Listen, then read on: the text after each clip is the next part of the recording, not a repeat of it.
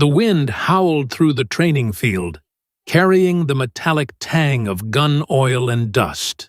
Sergeant Elise Warren stood motionless at the center of the range, her sharp gaze locked on the young recruit trembling before her.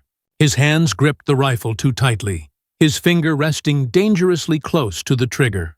Around them, a dozen trainees froze, breaths caught, eyes wide. One wrong move, and a tragedy would stain the sand forever.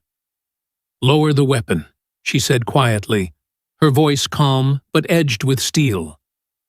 The recruit didn't move. His pride burned hotter than his fear.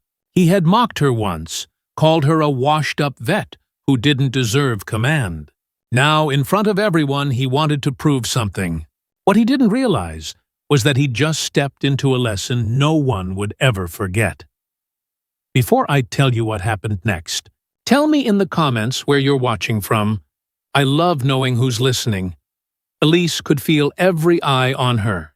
The air was thick enough to choke on, heavy with tension and disbelief. To them, she wasn't just a trainer. She was a test of control. Behind her calm exterior, old memories stirred. Afghanistan. The ambush that cost her half her squad. The young soldier she couldn't save because she hesitated for just 1 second. That single moment had haunted her ever since. Now, another gun pointed at her, and hesitation was not an option. Her voice dropped lower, barely above a whisper. "Do you really want to do this?" The recruit's jaw tightened. "You think you're untouchable." She stepped closer. Dust swirled around her boots as the crowd instinctively pulled back. The other recruits were frozen, too afraid to intervene, too uncertain to speak. Elise's pulse slowed, her training taking over. Every breath, every angle, every micro-expression. She read it all. When the trigger finger twitched, she moved. In less than a heartbeat, the rifle was twisted from his grip. The boy hit the ground hard, gasping as she disarmed and pinned him with the efficiency of someone who'd done this 100 times before.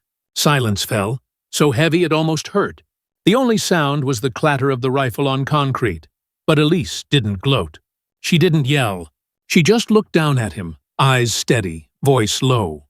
In the field, hesitation kills. But arrogance? That kills teams. The recruit stared up at her, chest heaving, the weight of his mistake settling in. Around them, the others stood still, the moment sinking deep into their bones. Then, something unexpected happened.